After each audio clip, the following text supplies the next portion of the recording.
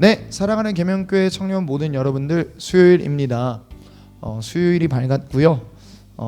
예전에 제가 얘기했던 거 혹시 기억나나요? 이렇게 영어권에서는 몰라요. 누가 저한테 그랬는데 멍크데이라고 부른다고. 이렇게 사막의 혹처럼 제일 이렇게 어려운 때를 이렇게 지나고 있는 날이 수요일이죠. 그래서 여러분들 모두 오늘도 화이팅했으면 좋겠고 같이 힘을 내는 오늘 하루가 될 수 있기를 바랍니다. 39장을 좀 보려고 합니다. 39장을 보려고 하는데요. 여러분 이제부터 요셉이 전면부에 좀 나서기 시작을 합니다.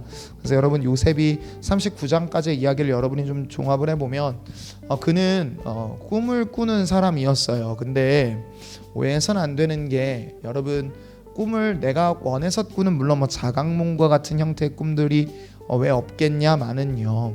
그런데 여러분들 더 중요한 건 뭐냐면 꿈을 꾸게 하신 하나님이 있다는 거죠. 그 당시 꿈이라는 건 신적인 어떤 계시에 가깝게 이해됐기 때문에 야곱이 꿈을 꾼 건 하나님의 어떤 계시를 받은 것으로 이해하는 게 훨씬 더 좋을 것 같습니다. 그런데요, 여러분들 창세기 39장을 여러분이 이제 보면 야곱이 그 꿈을 얘기한 것들 때문에 안 그래도 미움받고 있던 형들에 의해서 이제 자기를 미워하는 형들에 의해서 이제 노예로 팔려오게 됩니다. 여러분 가족의 문제가 여전히 지속되고 있어요. 그러니까 야곱을 보면요 참 우리의 모습을 보여줍니다. 그러니까 아버지의 사랑을 갈망했던 그가 또 11명의 나머지 자식들에게 아버지의 사랑을 갈망하게끔 만들어요. 여러분 그러니까 그가 가장 사랑했던 여인은 라헬일 거고 라헬을 닮은 아들은 요셉이었을 겁니다. 그러니까 요셉을 보면서 일찍 죽었던 그의 아내 라헬이 아마 떠올랐을 거고요. 그래서 아마 그런 것들 때문에 조금 더 아끼고 사랑하지 않았을까 싶기는 합니다. 그런데 어쨌든 편애를 당했던 그가 노예로 팔려오게 되었습니다. 그런데 여러분들 이 장면을 하나님께서 서술하시는 방법이 굉장히 재미있다고 생각해요. 3절이에요. 39장입니다. 그의 주인이 여호와께서 그와 함께 하심을 보며 또 여호와께서 그의 범사에 형통하게 하심을 보았더라 라고요.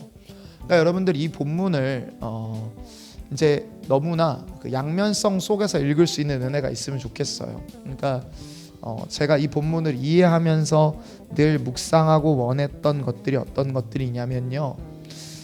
그렇구나 라고 제가 이해하는 게 뭐냐면 첫 번째는 절대 이 상황을 형통이라고 해석하기가 쉽지 않다는 것이죠.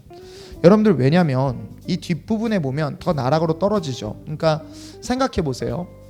요셉이 보디발의 아내가 그를 유혹하는 일이 생깁니다. 여러분 알고 있죠? 뒷부분 들었으니까. 근데 여러분 생각해 보세요. 이 일은요 안 생겨야 되는 일이에요. 아니 안 그래요? 이 일은 일단 생기면 문제가 됩니다. 생각을 해보세요. 거부했더니 무슨 일 생겨요? 지금 자기가 쉽게 얘기하면 강제로 추행을 당했다고 거짓 고발을 당하고 있고요. 응했으면 하나님의 심판대에 서겠죠. 그러니까 이 일은 안 생겨야 되는 일이에요. 근데 하나님이 막지 않으셨어요. 그러니까 여러분 이게 지금 그 요셉 입장에서는 정말로 너무나 배신감을 느끼고 너무나 좌절할 만한 상황입니다. 그래서 그의 영혼이 사도행전이나 이런 것들의 표현을 보면 착고에 차인 듯하다라는 표현을 쓰는 것들을 볼 수 있어요. 그러니까 멘탈이 나간 거예요. 쉽게 얘기하면. 근데 하나님이 이 상황 속에서 계속적으로 형통이라는 단어를 사용을 하십니다. 그러니까 여러분 지금 보면 상황을 이해하는 관점에서 보면 형통이라고 말할 만한 요소가 사실은 하나도 없어요. 네, 정말입니다. 하나도 없습니다. 하나도 없어요. 여러분 생각해 보십시오. 노예로 팔려왔는데 보통은 해외에서 이 당시에 들어온 노예들이 피라미드나 이런 어떤 건설 현장에 끌려가서 많이 죽게 되고 다쳤다고 하는데 그래도 유망한 관리의 집안의 노예로 사는 거니까 괜찮은 거라고 이해해야 될까요? 아니요. 그럴 수 없거든요. 다행이죠. 네, 보디발이 그의 아내를 그렇게 믿지 않았던 것 같아요. 주석들을 보면. 그래서 이제 원래는 당연히 사형에 처해야 될 것들을 정치범들이 머무는 자기 감옥에 가둬놨다라고 이해할 수 있을까요? 그게 형통이라고 말할 수 있을까요? 안 죽었으니까. 아니요, 여러분. 그렇게 얘기할 수 없어요. 사는 삶의 관점에서 보면 나에게 이런 일이 왜 생겼지? 나는 어쩌다가 17살에 노예로 끌려와 30살이 좀 안 된 이 시점에는 지금 이제 이 밑바닥까지 내려와 있는 것인가 라는 생각이 당연히 들 수밖에 없는 현실이죠. 그런데 여러분 하나님이 그와 함께 하셔서 그를 거기서 분명히 형통하게 하십니다. 제가 말해요. 형통이라 말할 만한 상황은 아니지만 하나님이 그 속에서 그를 형통하게 하세요. 여러분, 이게 우리가 붙들어야 되는 은혜라고 생각합니다. 전체적인 관점에서 보면 형통이라고 말할 수 있는 이유는 하나밖에 없어요. 하나님의 뜻이 이루어지고 있어요. 그래서 형통이죠. 근데 그 속에서 분명히 하나님이 그의 삶을 인정받게 하시고 낫게 하시고 이끌어가 가시고 계시는 모습들이 나와요. 여러분, 이 양면성을 잘 봐야 됩니다. 하나님이 하나님께 신실한 자에게 하나님도 신실하게 함께 하시고요.